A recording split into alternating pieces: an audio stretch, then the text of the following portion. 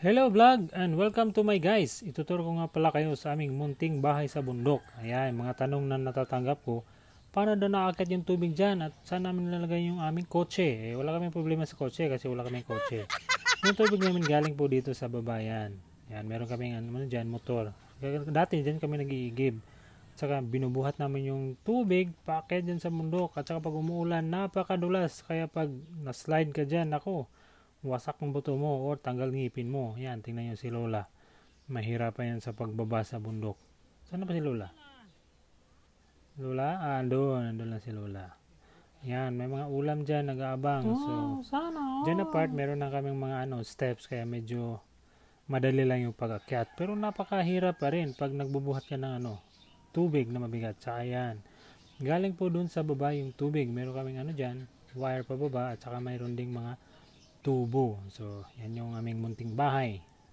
Yan. Nasa likod pa yung water system na inimbento ko. Hindi po ako engineer ha, kaya puro invento lang ginagawa ko. So, galing doon sa baba, yung may motor kanina, aakyat yung tubig dyan. Paakyat na akyat talaga. Bundok talaga itong amin. Hindi talaga ito bundok na lang. Tsaka yan yung unang stage ng tubig. Dyan yung madumi. Kasi yung tubig namin galing sa baba, may kalawang yun, kaya mabaho. So, galing dyan sa storage ng meron pang mga kalawang na tubig, pupunta yan dun sa unang filter. So, nag-invento rin ako ng filter. Meron yung mga buhangin, yung mga uling, saka malalaking uri ng bato. At saka galing dyan, hindi pa ako nakontento, meron pang secondary na filter. So, dadaan siya dyan para mas malinis pa. Saka hindi na maamoy kalawang yung tubig. So, galing din sa dalawang filter, bababa na yan doon sa dalawang storage ng malilinis na tubig. So, wala na pong amoy na kalawang yun. Pwede na po yung pangligo, panghugas ng plato, saka iba pa. So, gravity lang po yung nagbibigay pressure ng tubig ko. Kaya pinalitan ko yung tubo ng mas malaki. Yung 1.5 doon si Mrs. Kahit mahirap lang guys, may wifi pa rin kami dito sa bundok. Ayan, yan yung mga ulam namin pag nagutom. Ako, sana. Mas marami pa yan kain kasi sa amin. So, invento ko lang talaga yan. So, sa mga plumber dyan, ako, pasensya na kayo.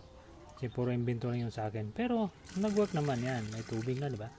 Pwede kang mahugas ng plato dyan. Sa pag nalalaba si Mrs.